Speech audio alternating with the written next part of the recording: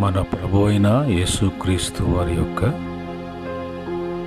పరిశుద్ధమైనటువంటి ప్రశస్త నామంలో తిరిగి మనమంతా కూడా ఉదయకాలపు కృపా వాక్య ధ్యానములలోకి మనమంతా కూడా సమకూర్చబడటానికి సహాయం చేసినటువంటి ప్రభువుకు కృతజ్ఞతాస్తుతులు చెల్లిస్తున్నాను. ప్రతిరోజు వాక్య ధ్యానములో కృపా వాక్య ధ్యానములో పాలుపంపులు కలిగి ఉంటూ దేవుని వాక్యాన్ని నేర్చుకుంటూ దేవుని వాక్యాన్ని బట్టి బలపడుతున్న ప్రియ బిడ్డలకు ప్రభు పేరిట వందనములు, ప్రభు పేరిట శుభములు తెలియచేస్తూ ఉన్నాను. ప్రియమైన దేవుని బిడ్డలారా, ఈ యొక్క సమయంలో దేవుడు మనకై ఇచ్చినటువంటి కృపావాక్యాన్ని చదువుకొని ప్రార్థనాపూర్వకంగా మనం ధ్యానం చేద్దాం. ఈ సమయంలో సామెతల గ్రంథము 30వ అధ్యాయము 5-6 చరణములలో ఉన్నటువంటి మాటలను మనం చదువుకొని ప్రార్థనాపూర్వకంగా మనము ధ్యానం చేద్దాం. ఇక్కడ 5-6 వచనములలో ఉన్నటువంటి మాట, సామెతల గ్రంథము 30వ అధ్యాయము 5-6 వచనాలని నేను చదువుతున్నాను.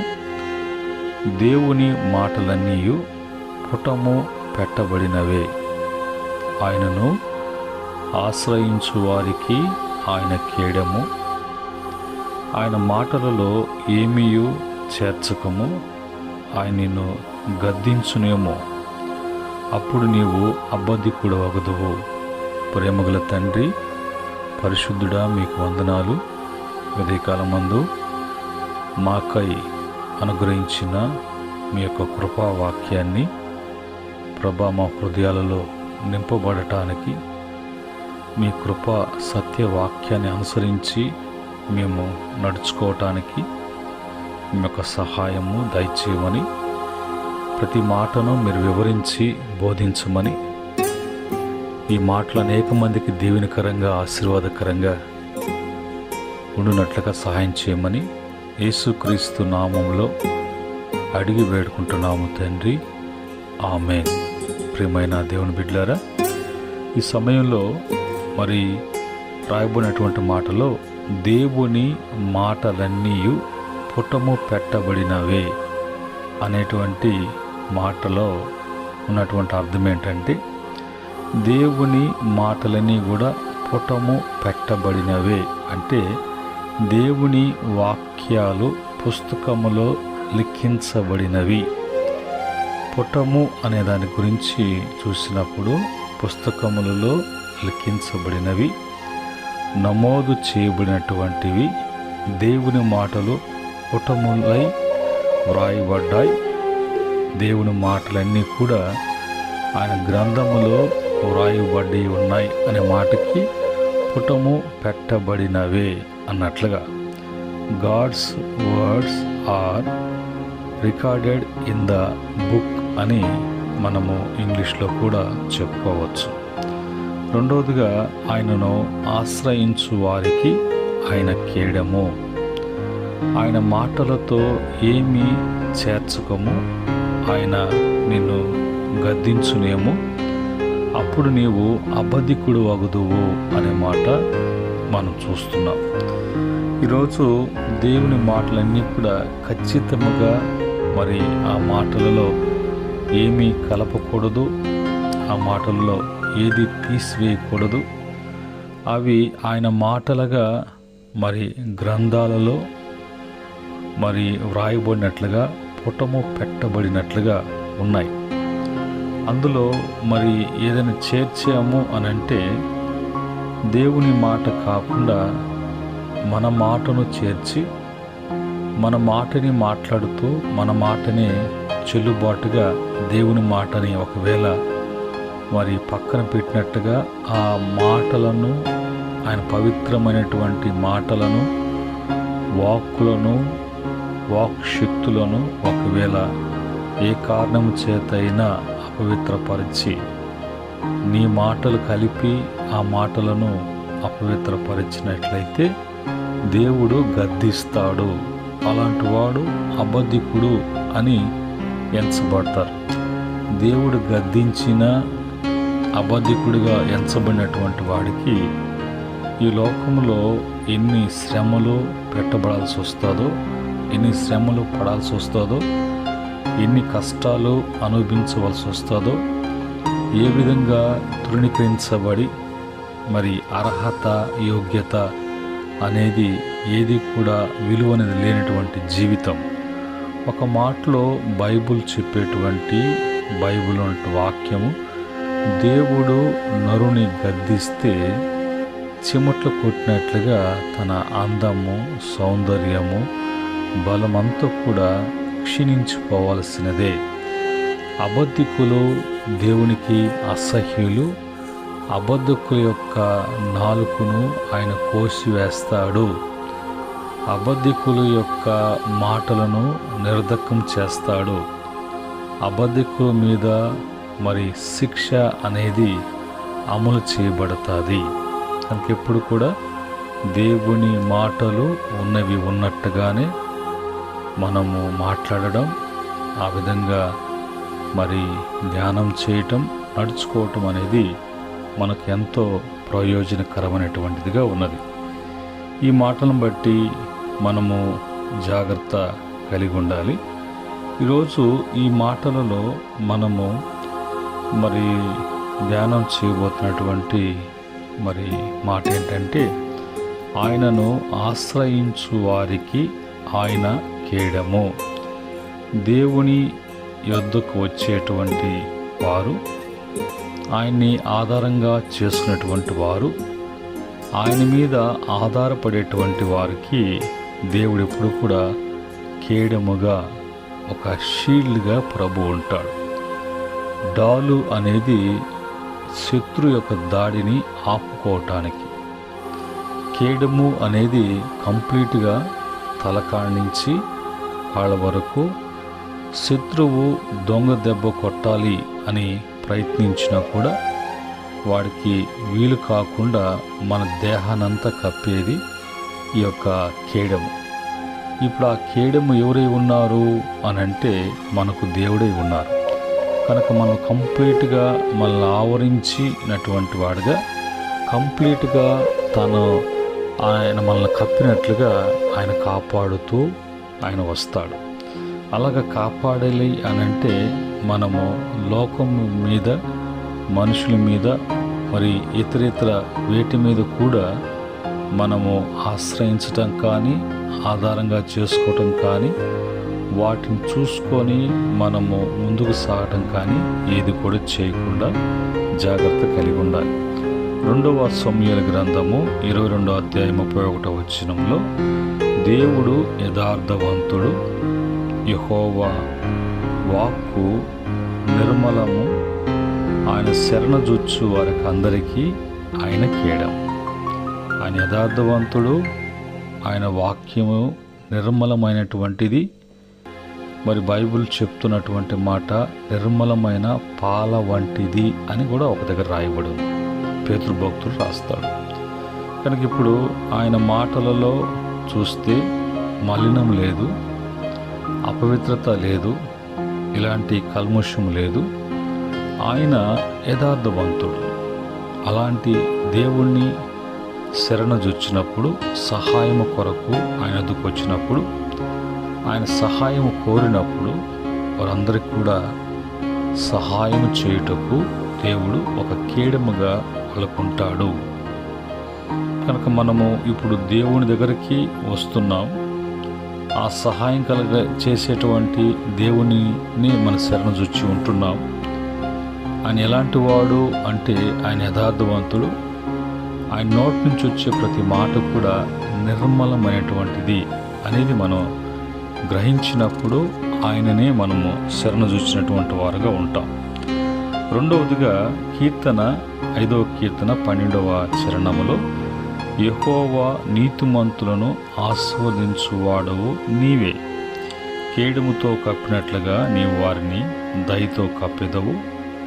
కావున నీ నామమును ప్రేమించువారు నిన్ను గుర్చి ఉల్లసింతురు.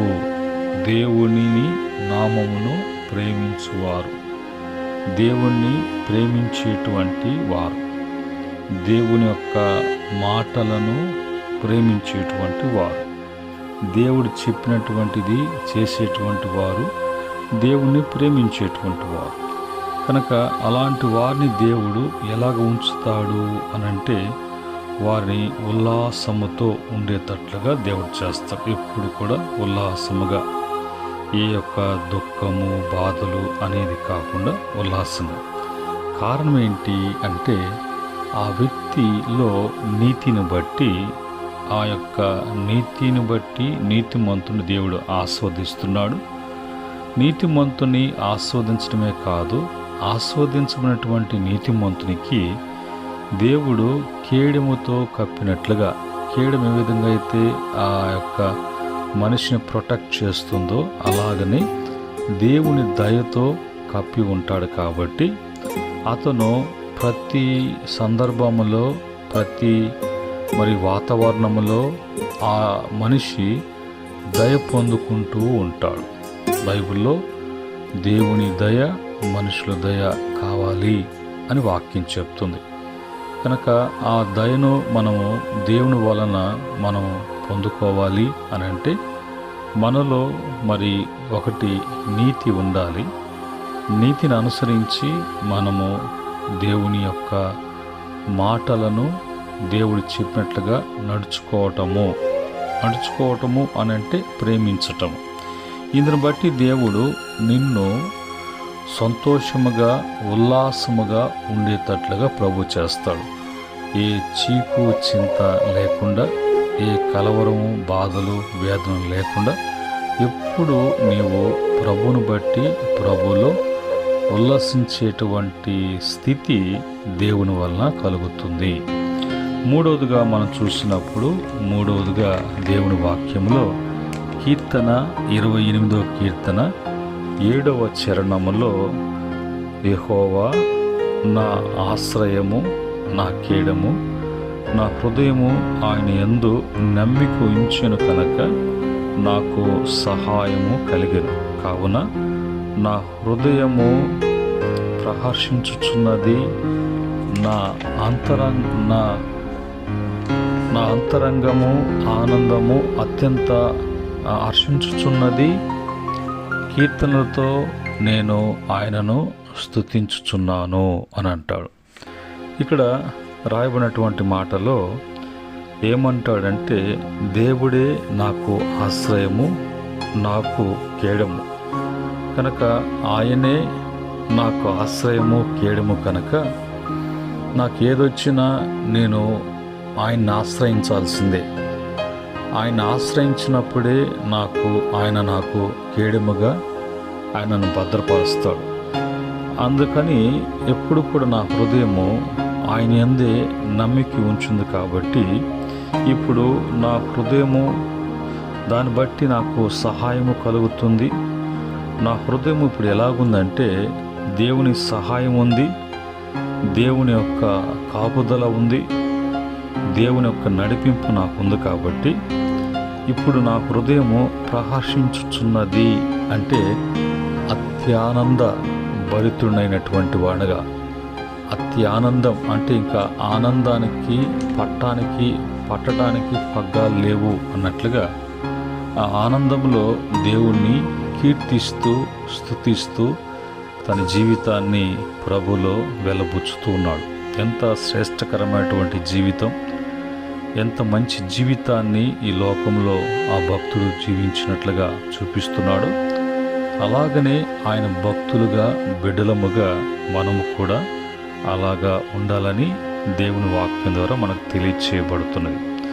అలాగనే ఇంకొక మాట మనం చూసినప్పుడు కీర్తన 33వ కీర్తన 21వ చరణంలో ఉన్నటువంటి మాట ఏంటంటే మన ప్రాణము యెహోవా కొరకు కనిపెట్టుకొనుచున్నది, ఆయనే మనకు సహాయమును మనకు కేడెమునై ఉన్నది. మొదట మనం చెప్పుకున్నట్లుగా ఆయన శరణజొచ్చటంలో కానీ, ఆయన ఆశ్రయించటంలో కానీ, ఆయన్ని నమ్మకించడంలో కానీ ఇప్పుడు ఆయన్ని కనిపెట్టుకొని ఉండాలి. కనిపెట్టడంలో కానీ మనం ఉన్నప్పుడు మనకు మరి సహాయ సహకారములతో కూడా దేవుని యొక్క భద్రత మనకెప్పుడు కూడా ఉంటుంది. మరి మనం ఎలాగా అంటే భక్తుడు అంటాడు, నా హృదయమందు మరి నేను నమ్మిక ఉంచాను అంటాడు. ఇప్పుడు ఇక్కడ అంటాడు, మన ప్రాణములు యెహోవా కొరకు, మన ప్రాణము యెహోవా కొరకు మరి కనిపెట్టుకుంటున్నట్లుగా ఉండాలి. ఆ ఇదిలో ప్రభు సహాయము, దేవుని భద్రత ఉంటుంది అన్నట్టుగా. అలాగని 84వ కీర్తన 11వ చరణములో అక్కడ అంటాడు, దేవుడైన యెహోవా సూర్యుడును కేడెమునై ఉన్నాడు. యెహోవా మరి కృపయు ఘనతయు అనుగ్రహించును. యథార్థంగా ప్రవర్తించు వారికి ఆయన ఏ మేలు కూడా చేయక మానడు. యథార్థతను కూడా దేవుడు ఇష్టపడుతున్నాడు. నీతిని దేవుడు ఇష్టపడుతున్నాడు. కనిపెట్టడంలో ఇష్టపడుతున్నాడు. నమ్మకాన్ని బట్టి ఇష్టపడుతున్నాడు.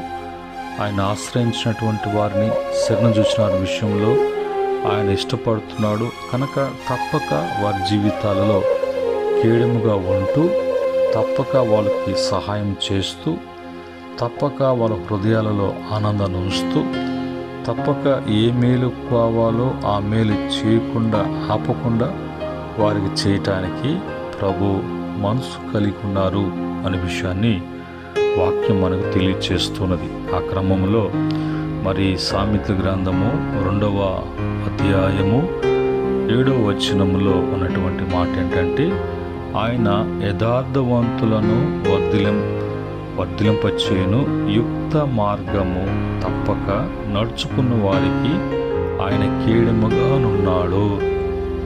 చూడండి, యుక్త మార్గము, మంచి మార్గము, చెడు అనేది లేకుండా, చెడు అనేది అందులో మరి ప్రవేశించడానికి అవకాశం లేనటువంటి ఒక ఖచ్చితమైనటువంటి స్ట్రిక్ట్గా మరి ప్రభు యొక్క సన్నిధిలో అతను నడుచుకోవటానికి, నిందారహితుడిగా కనిపించటానికి ఆ యుక్త మార్గము తప్పక ఎన్ని ఇబ్బందులు ఆటంకాలు మరి ఉన్నప్పటికీ కూడా ఆ మార్గాన్ని విడిచిపెట్టకుండా నడుచుకున్నటువంటి వారికి దేవుడు వారి కేడెముగా ఉన్నాడు.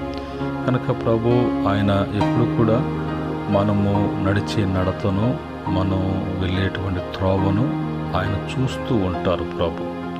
అందులో మనము ఒకవేళ కుడికి ఎడమకి తిరిగి ఏదో ఆకర్షించబడి టక్కని తెచ్చుకొని మనలో పెట్టుకొని అది కావాలా ఇది కావాలా అన్నట్టుగా ఉంటే మరి దేవుని సహాయము అందించటము అది ఆగిపోవటమే కాకుండా మరి దేవుని యొక్క బిడలముగా మనము మరి ఎంతగా నష్టపోతాం అనే విషయం కూడా మనము జాగ్రత్త కలిగి ఉండాలి. ఈ క్రమంలో దేవుడు మరి ఎదుట ఆ విధంగా నడుచుకున్నటువంటి భక్తునితో ప్రభు అంటాడు, ఆదికాండము 15వ అధ్యాయం 1వ వచనములో అబ్రహాము గారితో ప్రభు మాట్లాడుతున్నాడు. ఇవి జరిగిన తర్వాత యెహోవా వాక్యం అబ్రహాముకు దర్శనమందు వచ్చి, అబ్రహామా భయపడకుము, నేను నీకు కేడము, నీ బహుమానము అత్యధికమగునని చెప్పాను అని రాయబడు. ఇప్పుడు అబ్రహాం గారు దేవుడు చెప్పినట్లుగానే దేవుడు ఏ విధంగా నడుచుకోవాలో అలాగా నడుచుకున్నటువంటి అబ్రహాం జీవితంలో ప్రభు అంటాడు, నేనే నీకు కేడెము, కనుక భయపడొద్దు, ఏ విధమైనటువంటి ఆపద నీకు రాదు. రెండోదిగా నీకు నీ బహుమానము అత్యధికమవుతుంది. అంటే ప్రభు అతన్ని గొప్పవాడిని చేస్తానన్నాడు, అతన్ని గొప్పగా ఆస్వాదిస్తానన్నాడు. అతను సంతాన వంశవలులు ఎంత గొప్ప చేస్తానని ప్రభు చెప్పాడు. అంత గొప్ప ప్రభు వారు చేసినట్లుగా మనం చూస్తూ ఉన్నాం. మన జీవితాల్లో కూడా ప్రభు మనము ఏ విధంగా ఉంటే ప్రభు మనకు సహాయం, ఏ విధంగా ఉండాలి అని ప్రభు చెప్తున్నాడు, ఏ విధంగా నడుచుకోవాలి అని చెప్తున్నాడు. వాటన్నిటి విషయంలో మనం జాగ్రత్త కలిగి ఉన్నప్పుడు ప్రభు యొక్క సహాయము ఎల్లవేళలా మనకు అందించబడుతూ ఆయన మరి దుర్గముగాను ఆశ్రయ దుర్గంగాను నమ్మదగినటువంటి కోటగాను ఆయన మనకు కేడముగాను ఉంటూ మనము జీవితంలో ఎలాగ సంతోషపడాలి, ఎలాగ సుఖపడాలి, ఎలాగ మనము ఆనందించాలి, ఎలాంటి ఆనందముతో తృప్తిపరచాలి, ఎలాంటి ఫలింపుతో ఫలించాలి, ఏ విధంగా మనము వర్ధిల్లాలి, మన యొక్క అభివృద్ధి అనేది ఎలాగుండాలి, ఇవన్నీ కూడా దేవుడే నిర్ణయించాలి. దేవుని యొక్క నిర్ణయం ప్రకారంగా మన జీవితాల్లో జరగాలి. అబ్రహాం జీవితంలో కూడా అలాగనే జరిగింది. అతని దేవుడు గొప్ప చేశాడు, హెచ్చించాడు.